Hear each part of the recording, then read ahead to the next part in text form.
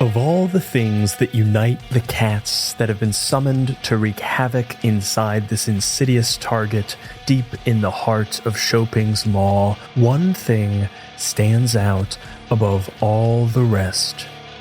Death certainly becomes them.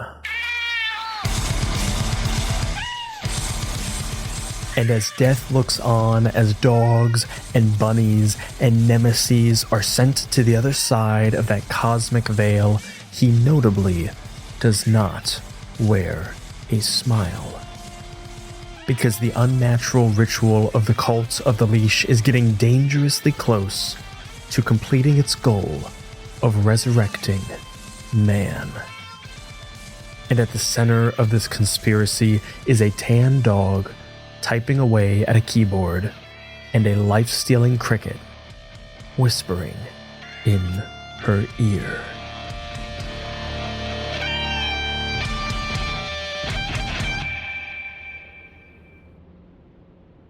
Inga wants to turn to Skundar and say, Skundar. Yes.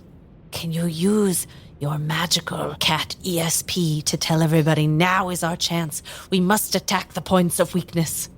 Yeah, on it. You just hear a big... and that's the signal for now's our chance to strike. So I sort of meant like send a quiet magic message, but Oh. you do you, Skundar. I understand. And then he sends a very calm ESP message to everyone that says, now is the time in which we should make our plan of attack reality. Thank you. Where are you, witch? Bulla, to the lights! And off in the distance, you see a tan dog that you know to be Bulla's lost sister, Honora, working furiously at a computer while a sinister-looking cricket sits on her shoulder and whispers in her ear. I'd like to kill that cricket, please.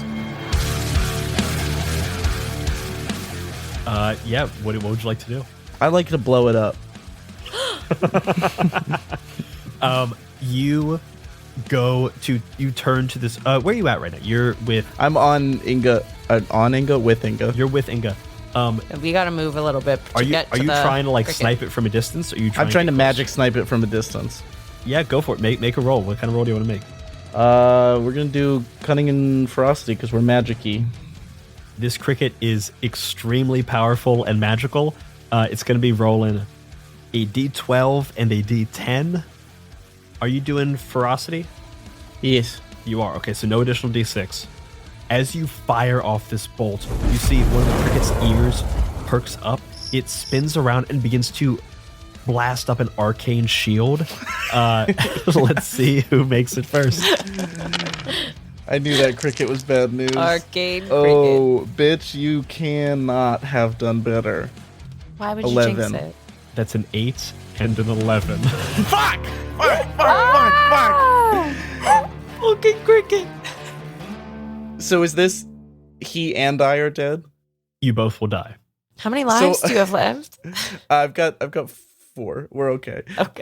Skundar has abandoned Roderick for magic for the first time and is channeling Hello Kitty in this moment of like attempts to, despite his freaky one huge pupil eye and just general kind of not cute vibes, he tries to do a very cute like tink tink big blink of his eyes, and at first it successfully explodes the cricket, and then he feels it come back to him and is like, oh shit, and then he fully explodes.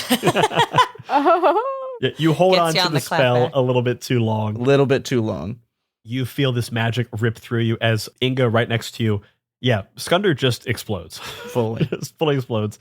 But rather than being like gory, it's just kind of like a firework. You just hear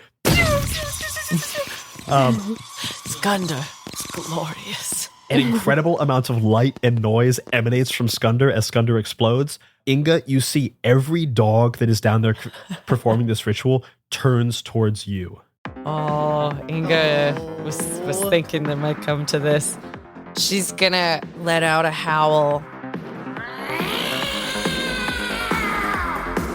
And she's gonna bush up to her full capacity. And she's gonna run like just right on the edge of the dogs in an effort to get all of them to chase her. You could certainly succeed in that without a roll. Okay. Because here's where she's going. Yeah, where are you going with this? Inga is going to get these dogs to chase her for enough period of time where, like, they've got to start panting a bit. So they're going to drop their leashes. And then she's going straight for the clothing racks in the hopes that all their leashes are going to get stuck on hangers. And they will be hoisted by their own petards. Sounds foolproof to me. No roll necessary. Yeah, no roll necessary.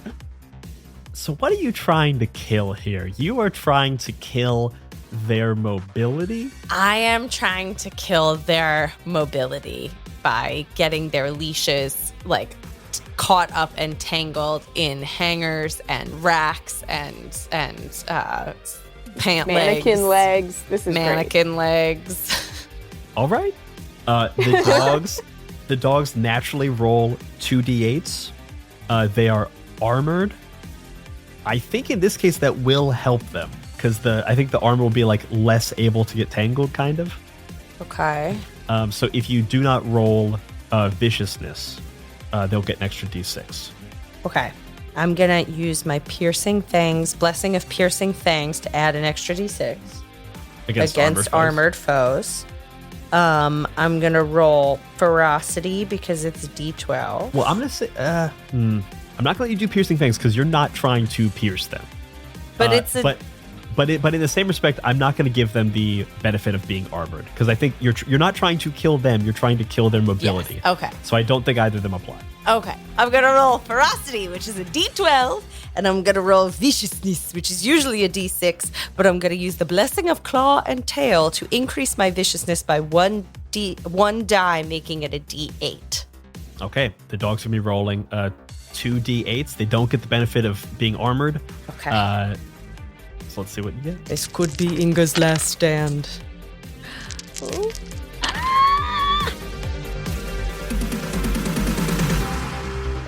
right. I rolled a 2 and a 9.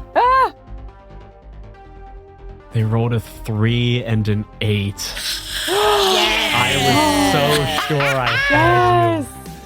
I have 9 lives Inga still the to give. unsinkable, damn it. Inga the unsinkable strikes again.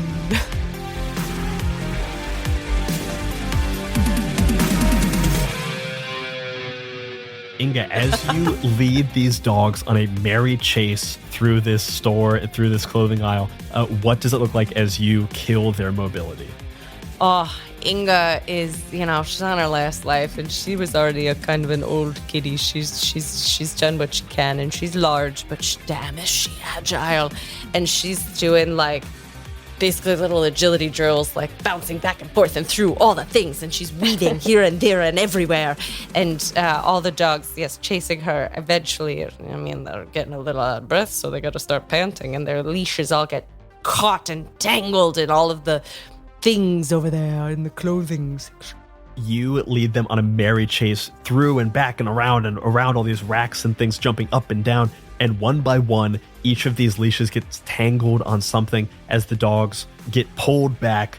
This is kind of what they were looking for. They're the cult of the leash. They wanted to be controlled. They thought it would be by the hand of a man. Instead, it is by a clothing rack carrying a bunch of t-shirts.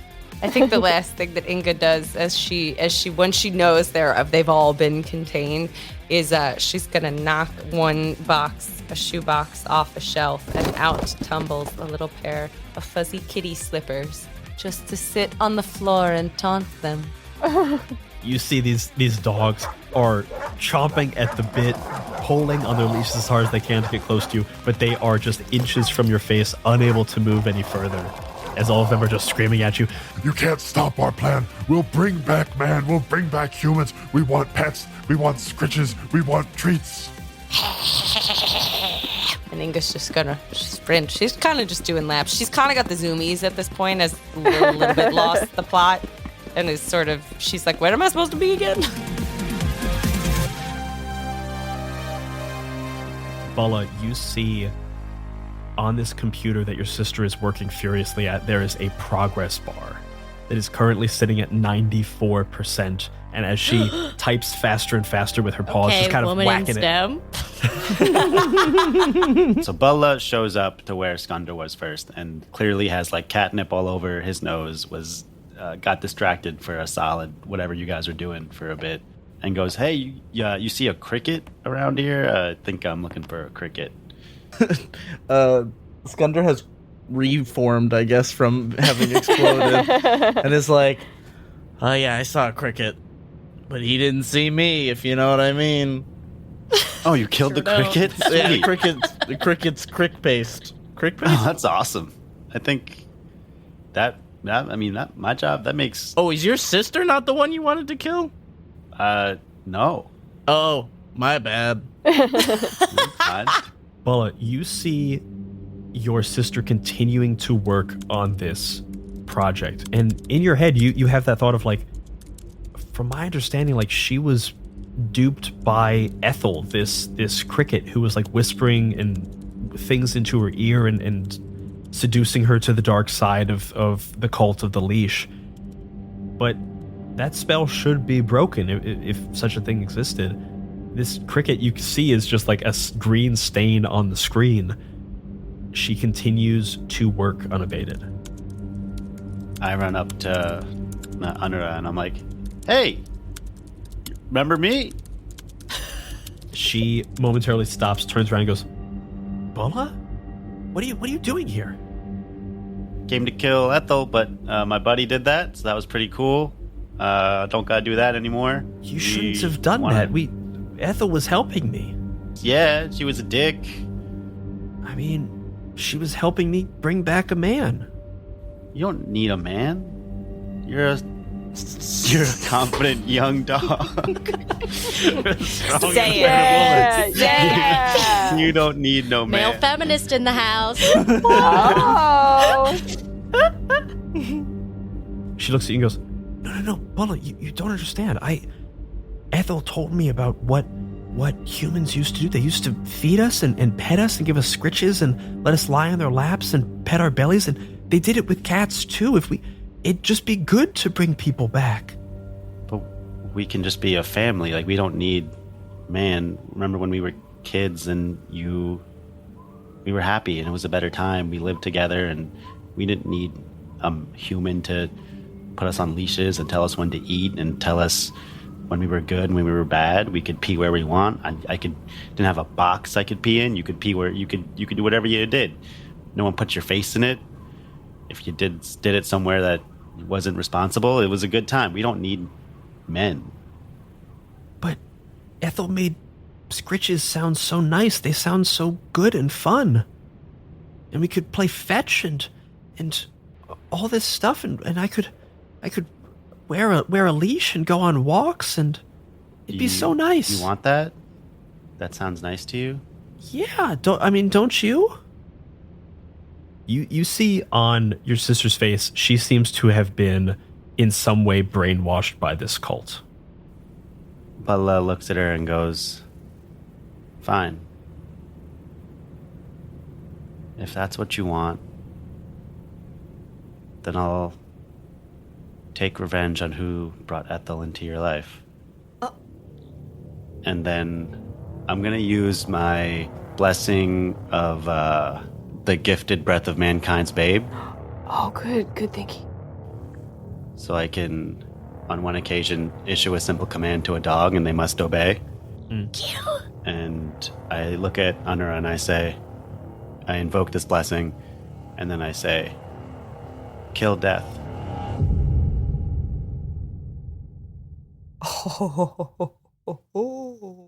You see Anura stand at attention and issues out a low whine and a kind of a growl echoes deep from within her. And for a moment between the two of you, time kind of stops as the sounds of deer running through this place and fire and dogs barking and cats running and electricity sparking all fades into the background as you hear slow skeletal footsteps and a slow pull of a cape as death emerges from the inky blackness and walks towards Anura. I look at Death and I say, "You said I would get her back." If you want me to honor the pact that we've made, then you'll just have to wait until your debt is paid. You came here with a task that you've yet to see through, and you whine now to me of what I'm meant to do? Oh, the price for betrayal's one you can't afford. But if you don't believe me, then best draw your sword. I draw my sword along with Anura. We both made a deal when I spoke to you last. I'd undo the terrors that riddled your past.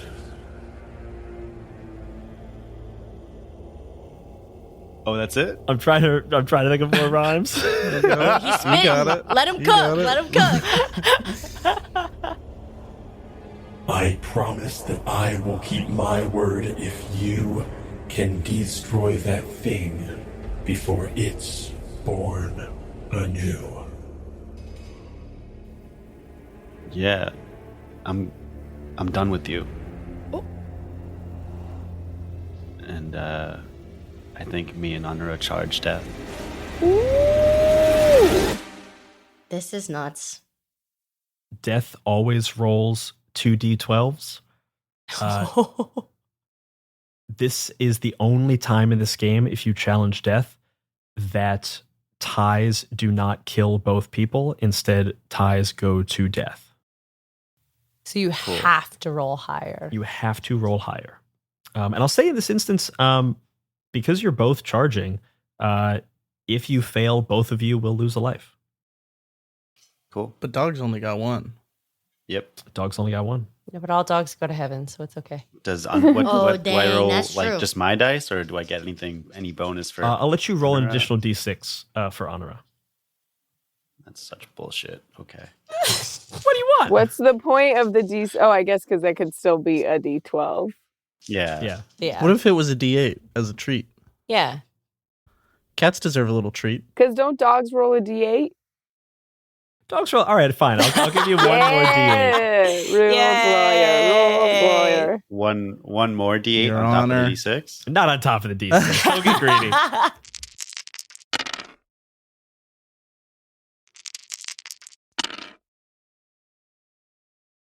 Let me know what you get. That is 8 high. Death stares you down, draws its sickle, and with a 2 and a 10, cleaves you both with a single ferocious swipe.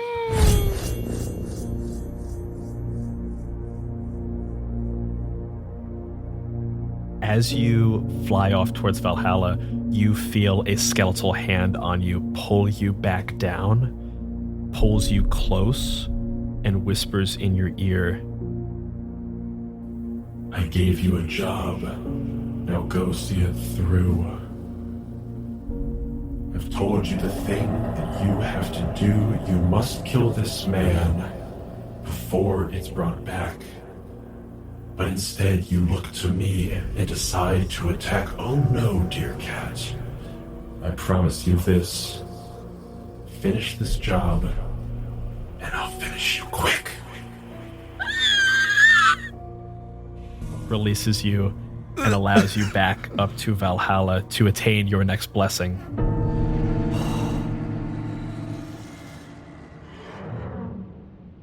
Yeah, okay. Okay. Yeah, okay. Yeah, okay. That's fine. You appear back in front of Death, kind of like crumpled down on your knees. Death reaches down and picks you up by your elbow,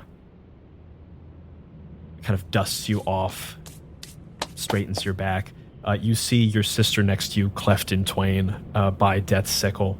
A lot of things are getting A lot cleft of in things getting twain. cleft in Lots of things getting cleft in Lots of twain. clefts. A lot of Lots of things clefts. getting cleft today.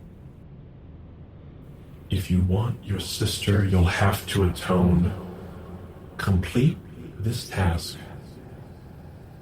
and trade her life for your own. Oh. This guy's not fucking around. Bella looks at his sister's dead body and looks at Death. Doesn't say a word. And then pushes off and walks toward the human thing in the middle. You walk towards this resurrecting human. You begin to see behind you the progress bar. Bloop, bloop, bloop. Bing! Hits 100%. A jolt of electricity flies through the electricity cords, and like a defibrillator, you see this man jolt up and stand at attention immediately in front of this lazy boy. The tubes and wires fall out. No. However, you see this orange pulp leaking out from the crevices and the places where vacuum and flesh are poorly attached together. This creature has essentially, this man, as it comes back to life, would be rolling for each of its various limbs and would be rolling at 2d12s for each of them. Because you have so infected this thing, it will be instead rolling 2d8s for different parts of its body. Yeah, cheese balls. Skunder sort of stands beside Bella, ready to fight this thing. Mr. Tumbo appears with his great axe in hand beside the two of them and goes, "Ha!" And he says, "Ha ha!" No, I was going for "and my axe." Inga, not knowing about all of this exciting drama going on with Death and Bella and Bella's sister, and full just still in Zoomies mode, has been making this sort of loop, and her loop comes to the point where she runs up from behind everybody and leaps straight over them. She's gonna go straight for the face. Claws, all 5 sharp ends pointed straight at this creature's face. As you fly towards this thing, you see its face turn towards you, and it is entirely made of metal. Oh, good. With just flesh pasted on top of it. It would be rolling 2d12s. Instead, it is only rolling 2d8s. However, this thing is metal and armored. So against armored creatures, viciousness is the way to go, right? That's correct. Okay. Is it giant or is it just armored? It's essentially like different parts of its body will have different features. So its skull is armored, but not considered giant. But like it as a whole, I see. Yes, yeah. Okay. All right, what are you rolling? Inga is going to roll with ferocity, so it's her d12. Then she's going to roll with viciousness, which is usually a d6, but she's going to use Blessing of Claw and Tail to increase viciousness by 1 die to a d8. Okay. And then she's going to use the Blessing of Piercing Fangs to add 1d6 against armored foes. Okay. And then if you'll allow it, she's also going to use the Blessing of Bubs's Fur to add another d6 because she is attacking from the darkness. No way you're attacking from the darkness. This place is the brightest place in the world right now. But no way. can you? Okay, I have a question. Come on. It doesn't specify that it means literally a dark room. She's attacking from the darkness of her heart. All right, Inga's in a now dark you've sold me. Now you've sold me. Okay, sure. Inga's in a dark place. Oh, darkness of the heart. Awesome. Darkness of the heart. Yes. Gotcha. Total The heart eclipse of darkness. The heart of All right. darkness, yes. If you will. For example, Yes. Oh, no. Can you tell me what you got first? Rolled a 7 and an 8. The highest Inga got is a 5. Oh!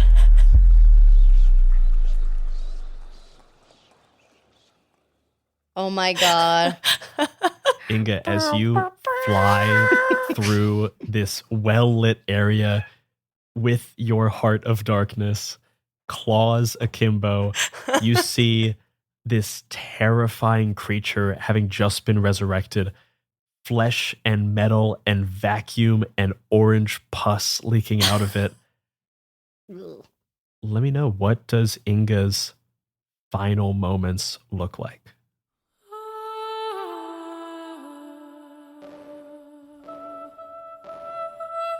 Inga leaps through the sky, 5 sharp ends pointed straight at this metal face. And I guess she doesn't succeed at all, does she? No. So all 5 ends, sharp ends, pointed at this metal face, and she tries to grip onto it, but there's just nowhere for her to grip. And so she just sort of, like nails on a chalkboard, slides down this thing and falls beneath it. And I think, what's the most glorious way for her to go?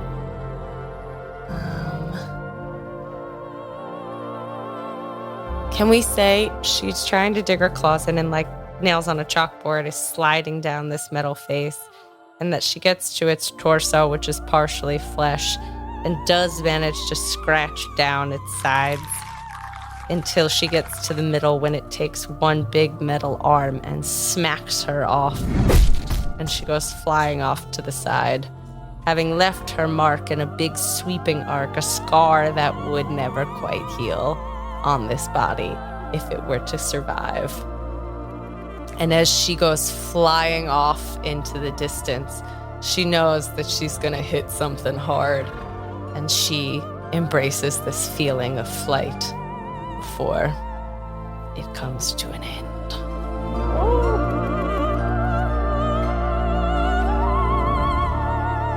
You fly through the air and brace yourself for that final impact, an impact that never comes.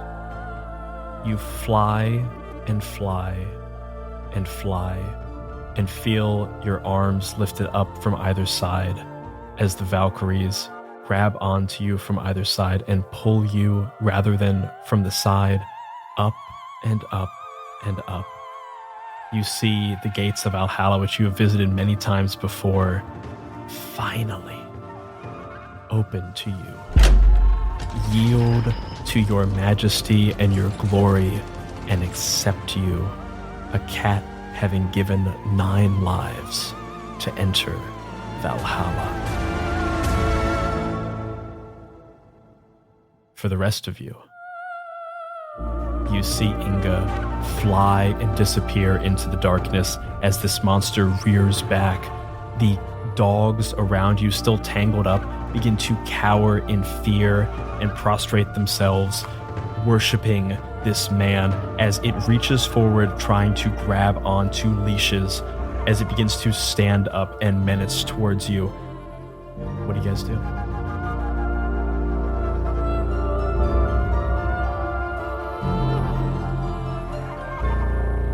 Mr. Tumbo, with years of battle-hardened instinct, remembers that he made a miscalculation earlier and he's actually died 8 times. And so he's on his last life. And math isn't his strong suit. Math is not his strong suit. And the reality of watching his of Inga just die so gloriously, he hungers for the same glorious death. And as the man raises his arm to get the leashes, I'd like to bring my axe down on the arm and try and, honestly, sunder it in twain. You see this hand is glowing purple with this strange Icarus magic. Oh, okay. So I'll roll a ferocity, because that's against magic. So I'll roll a d12 for brutality and a d8 for ferocity. and an additional d6 because of my great weapon. All right, it's just rolling 2d8s. No. Did you roll hot again? I'm rolling hot. Brian, stop it. God damn it. Yes, I got an 8. Okay, I rolled an 8 on that and a 4 and a 3 on the other ones. This arm rolled a 4 and a 7. Yeah. Nice. Ha ha! Mr. Tumbo, with your last life, you fly through the air, battle axe akimbo, and slash down on this arm as this Icarus magic pulses towards your friends. This blast veers off and hits the ceiling. A large part of the ceiling caves in as this arm shatters onto the ground.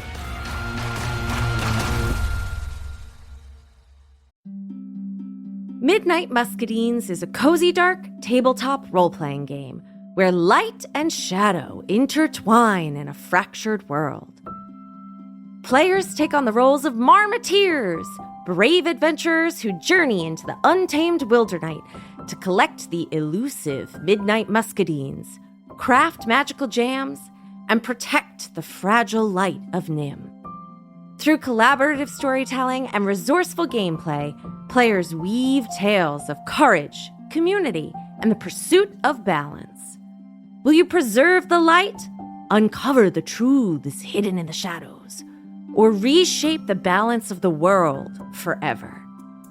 Midnight Muscadines is perfect for fans of Studio Ghibli and Sea of Stars who seek to capture the magic of exploration and the heartfelt adventure in a world where small heroes make a big impact. Play Midnight Muscadines as a traditional GM'd game, GMless, or even solo. Midnight Muscadines is crowdfunding now on BackerKit. Join the campaign at pandeongames.com/muscadines. I'm Quinns of tabletop role-playing game review show Quinn's Quest, and this is Play to Find Out.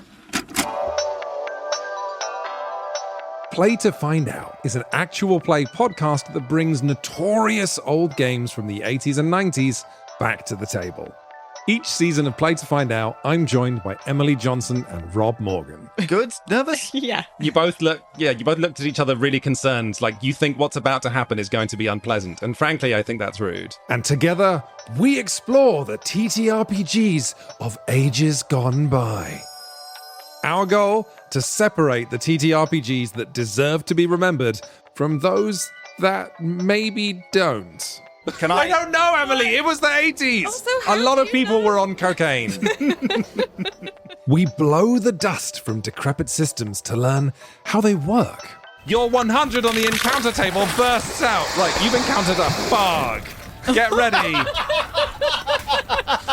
Don't laugh. How does one get ready for a fog? Don't laugh. Encounter their unique quirks. I do finger guns to cover up how I wince. A weird thing happens as you do finger guns. Oh no. And I'm hoping that the Quinn's Quest community will join us in exploring these games too. If you this up, cannot describe to you how much your adventure ends here. Yeah, that's fair. Because the best way to learn is to play to find out. Play to Find Out is available now on the Quinn's Quest Patreon, but the first episode of each series streams for free on the Quinn's Quest YouTube channel and wherever you get your podcasts. Anyway, you failed the Earthtech roll, and you made jokes while I was doing my exposition, so you don't get to hear anymore. Oh no! Come on. I was shook as...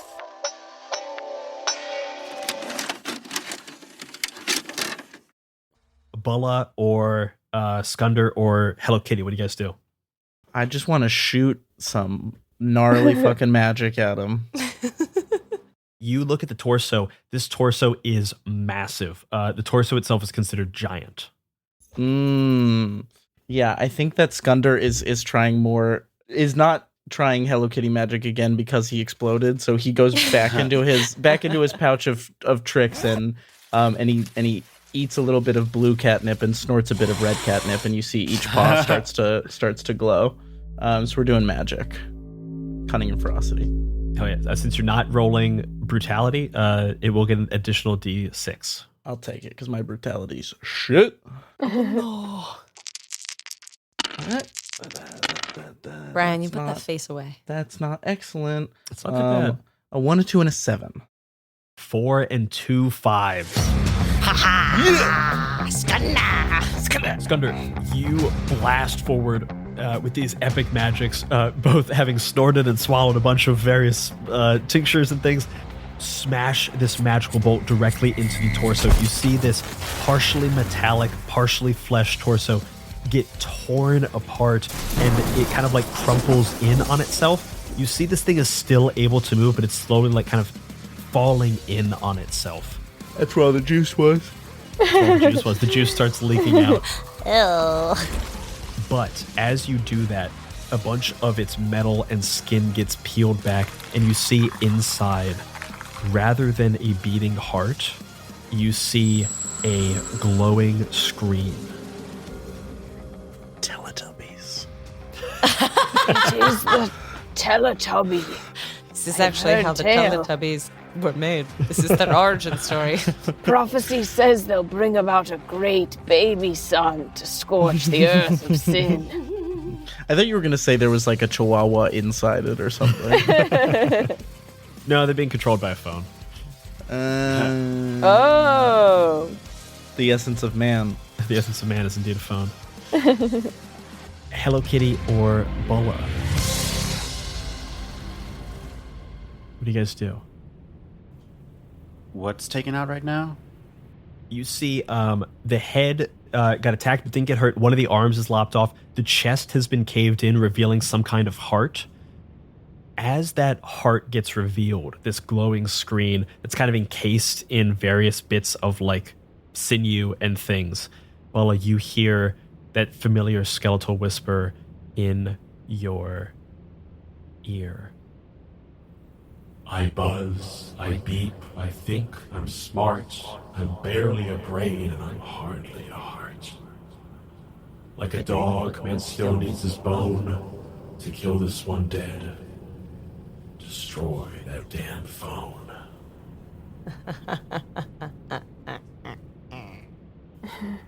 Bella turns to Hello Kitty and goes, I think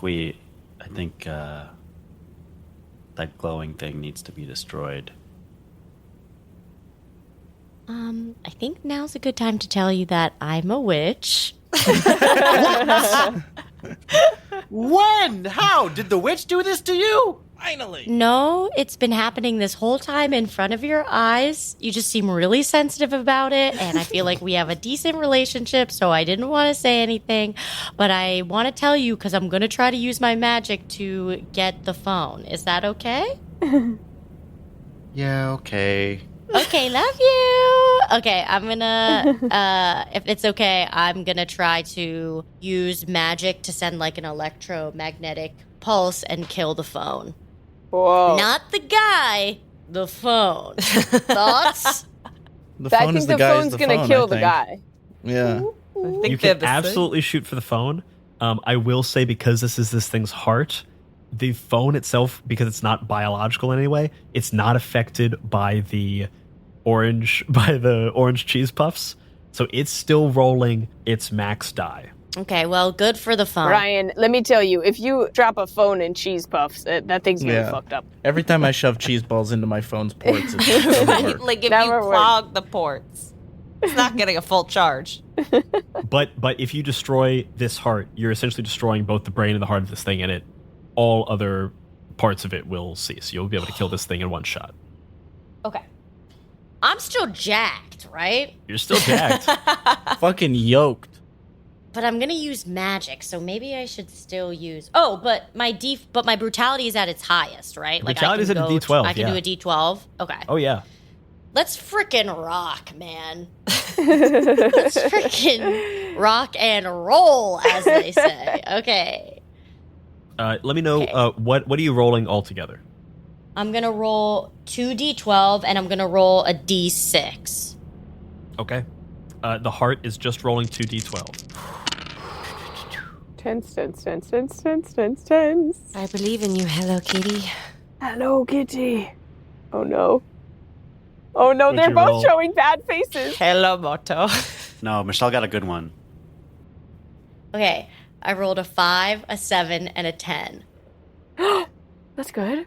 Brian, you rolled lower than that. The heart rolled a 3 and a 12. Whoa! It's okay. I literally have 8 lives. Do it again. As you would. So we're just gonna keep this running, baby. Hello Kitty, you blast magic towards it with your beefed up arm. You sling a magical bolt at 2, 3, 4 times the speed you would have slung it. It hits into the phone. You see the phone suck in this energy, and then like an EMP, blast it out. You get taken off your feet immediately as this sonic burst hits you, sending you straight to Valhalla to gain another blessing and lose another life. Bulla, you see Hello Kitty get blasted back as this phone seems to emanate, and you hear a a terrifying call if ever I did hear one. Could I enchant Bulla's Arumis to increase the die size? Would you allow? Ooh. I will allow you to do that if you decrease one of your die sizes. Ooh. Oh, like forever. Yeah. That's a good trade. Bulla, what do you use with your Arumis, and what are the sizes? Brutality and viciousness, and one of them is a D12 and one of them is a D10. Okay, make that D10 a D12. Nice. And I'm gonna bring my ferocity down to a D10. After I see Hello Kitty, I'm like, No, my witch friend. And Skunder comes up to you and says, "You've got one other witch friend," and then just grabs onto your hands holding the Arumis and channels this like blue and red energy into them. Awesome. Bulla looks down, like embarrassed, and goes, "I'm so sorry, witch. You deserve my respect." It's Skunder. Always a good start. Sorry, Skunder. Oh. Go get him.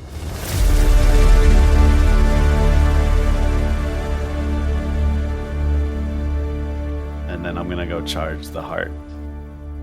You charge forward. What are you going to be rolling? Viciousness and brutality. And any other blessings? I'm using my blessings to increase my die sizes already, and then... Do you have the one where you add a D6 to your dual weapons, or no? Oh, I do. Yeah. Twin snakes? Yeah. Twin snakes. Nice. Blessing of twin snakes. Go ahead and roll your dice. Sick. I can't read Brian's face. 11, 5, and 3, dude. No. If you say 12, I'll fight you. Stop it. That's a 12. You son of a bitch. Fuck you. You send these Arumis towards this phone, and as you hit it, the phone grabs, like the Arumis sink into the phone for a moment as if disappearing into a portal. It electrifies your Arumis, and that jolt goes straight up your arms, sending you blasting out of your body up to Valhalla. I was going to say it should rip my arms off again. Oh, yeah, you better. You better. The phone grabs onto your things, electrifies them, and then whips, and your arms fly off again. Like, why does this always happen to me? The Valkyries are like, what are you doing down there, guy? I don't know. All right. I would like to try. I would like to try and now that Roderick's head is nothing but a sharp rat head mounted on the end of an arrow, and fire the arrow at the phone. Cool. Fucking A, man. You can do it. Brian can't roll hot forever. He fucking. Hey, Brian, let me ask you this thing. Let me ask you something. Yeah, what do you want to ask me? When using this weapon against dogs and other commonly domesticated creatures, roll an additional d6. Could I argue that a phone is a commonly domesticated creature of man? I think it's a pretty strong case, if you ask me. I'll let you do it, sure. That's great, because these dice are not that big. Oy. Come on. Come on. Okay. Scundy. It's an 8. No, Brian! What else? And a 6 and a 4. You mount Roderick's head on the front of an arrow, fire it forward towards this phone in the center of this unholy concoction of flesh and metal and technology and orange cheese puffs. You see the arrow disappear inside this portal of a phone. You hear it beep once, twice, 3 times a lady. And the phone rolled a 3 and a 7.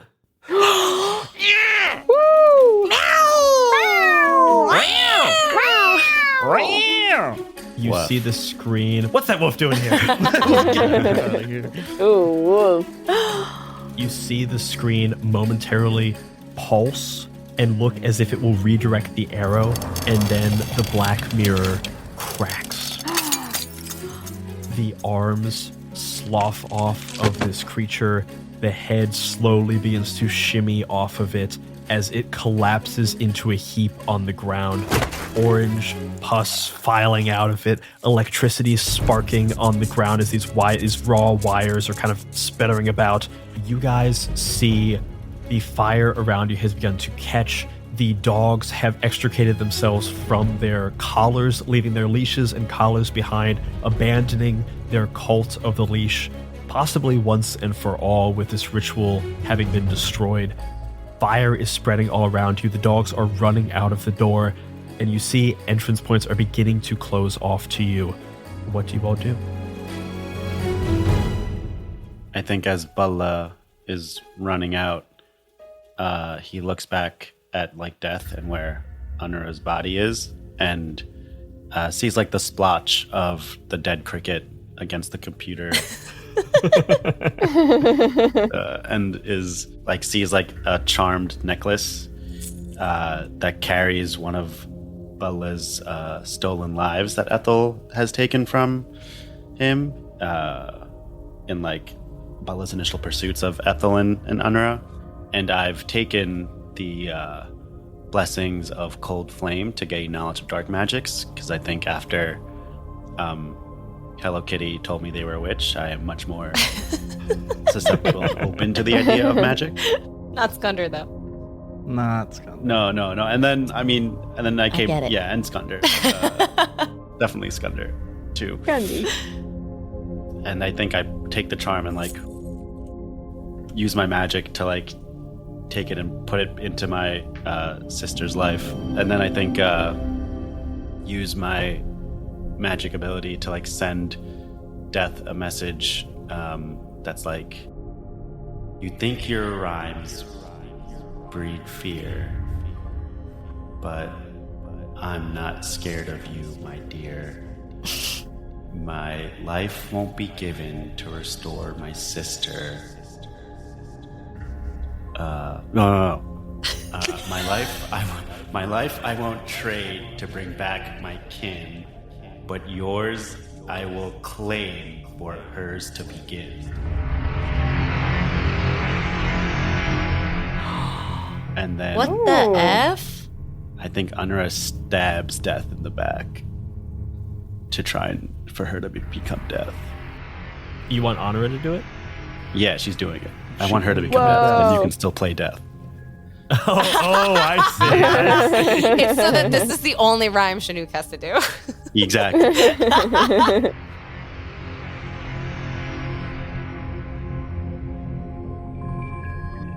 Go ahead and roll whatever dice you think Honora would be able to roll. I think she'd roll like 4d12.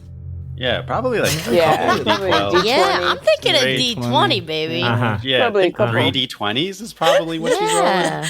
Yeah. All right, That cool. I'm seems rolling right. 3 All right, D20s. so I'm gonna remind you that I'm an eat your broccoli DM. I think she should roll like with my pool of dice because it's my life and like my magics that's assisting her. That makes sense. I'll let you do that. Actually. Okay, cool. And a D100 too. Sweet. What'd you roll? I love when everybody rolls and then you come back and everyone has a poker face and it's like, who's gonna go first? I rolled a 2. I rolled a 5. And I rolled a 10. You speak a rhyme to death. You feel the pulse of one of your past lives having been captured by Ethel, and you push it into Honora. You see her behind death, reach down to her side, draw a sword from a scabbard, and with death distracted by your words, plunges it forward. Death's sickle swings around without looking to deflect it, a moment too late. As Death rolls a 1 and a 1. Meow, meow, Anura, from where you are standing, you see Anura disappear behind Death. Death momentarily, without looking, swing back, and instead of blocking her blade, he guides it. Her sword pierces through, her arm piercing through the veil of death as she steps forward and in her thrust assumes the mantle. You hear that whisper from Death once again. Now my game is played out. I've used up my last card. For completing this service, you have my regard. And Death, with his final action, gives a small bow to you as Honora stumbles forward into Death's mantle, taking the sickle in her own hand, looks at you and goes, Brother, what?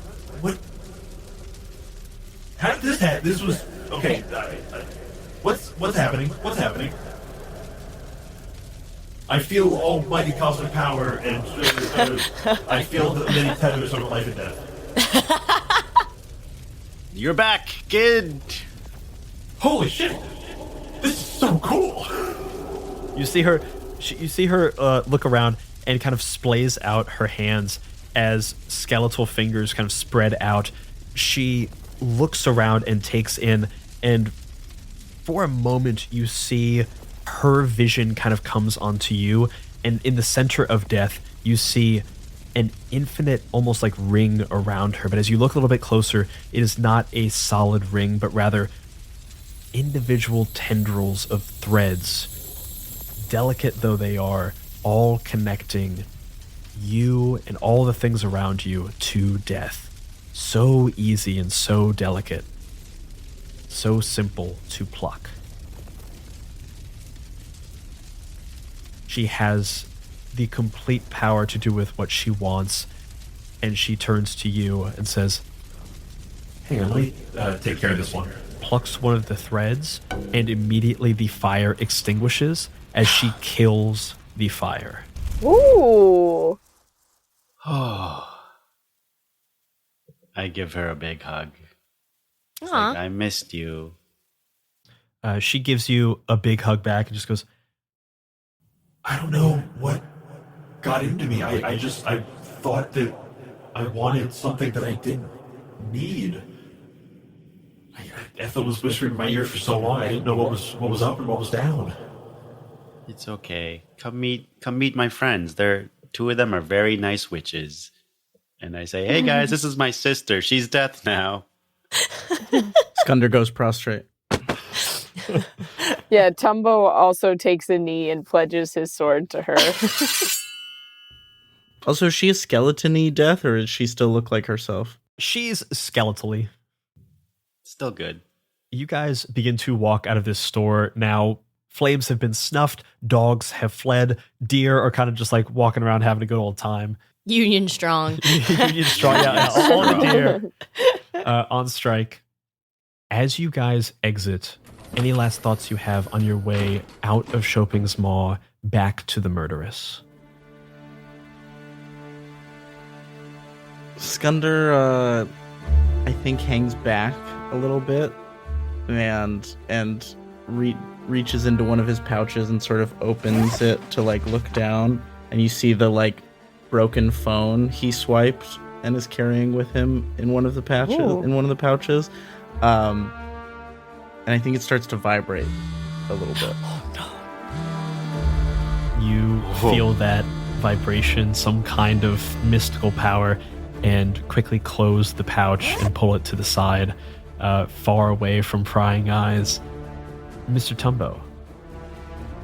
Mr. Tumbo walks forward with a confident stride and a rakish grin. He's found new purpose to spend his last life in service of Death. And so he's just going to follow Death around and wait for orders from her about who she wants dead. Death reaches over and just gives you a small scratch behind the ears. Don't worry, I've got some jobs for you lined up. Hello Kitty. Hello Kitty takes one of the jars of protein powder, adding it to her collection of ingredients because it had really good effects. And she also has found a t-shirt that has Sanrio Hello Kitty on it. She puts it on, but because she's jacked, it looks like a really tight crop top. With your new fashion statement, you stride confidently through Shopping's Maw, and Bella walking side by side with your sister, now having taken the mantle of Death. What are your last thoughts as you leave Shopping's Maw and board again the murderess?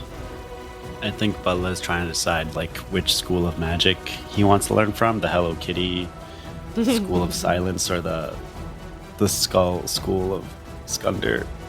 Skull and drug. Skull and drugs. Skull druggery, if you will. Skull druggery. Nice. Very good, very good, very good.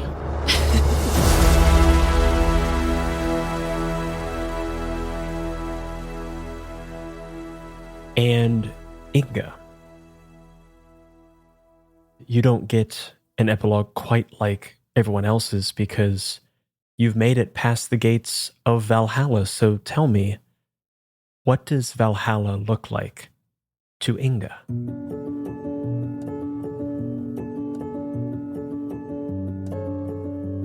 Inga is living it up in Valhalla. I think she is drinking milk by the jug and recounting all of her favorite tales to a very captive audience, and is even taking a lot of pleasure in telling the tales of her friends who are still down on the murderess. And she likes to peek over and sort of take a look and cheer them on, and is excited to see Bulla and Honora being the funny tag team now as Death and her brother. And Hello Kitty will be very pleased to hear that Inga's fur looks resplendent.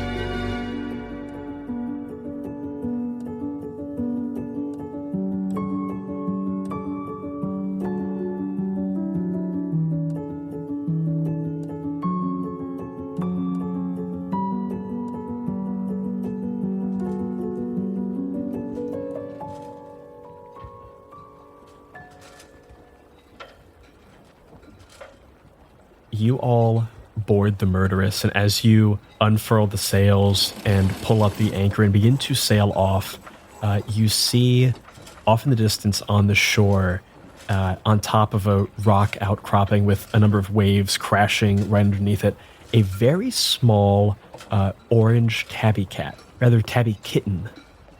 And somewhere on the wind, you hear the voice of this very small cat wishing you a fond farewell with the words,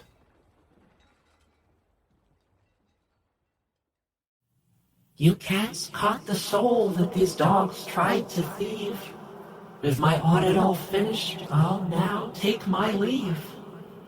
You finished my task without whine or complaint. Some say help's hard to find now, well I say it ain't. So thus ends our story, our tale is complete. But there's just one more thing. Won't you please keep your seat? I urge you, dear listener, to rate and review. Else I'll turn my eye off of these cats onto you. And remember one thing from these cats here tonight. If you're all having fun, then you're doing it right. Wow, brilliant. Bars, absolute bars. Big orange cat energy. That was I great. thought you were going to say something about lasagna. And that is all for this season of My First Dungeon, 9 Lives to Valhalla. Bye-bye, everybody. Can I get a meow meow? Meow, meow. Meow, meow. Meow, meow. Don't you dare woof. Don't you dare woof. Here. Don't you think about it. Don't you think about it. Bark. No, no bark.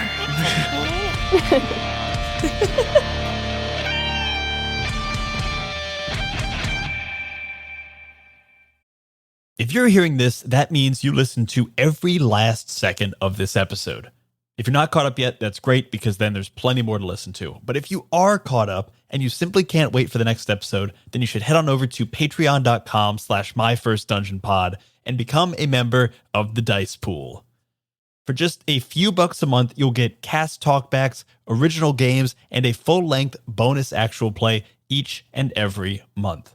As of the end of 2023, there is already over 20 hours of bonus audio, plus a whole bunch of other goodies to enjoy. So head on over to patreon.com/myfirstdungeonpod and jump into the Dice Pool. We'll see you there.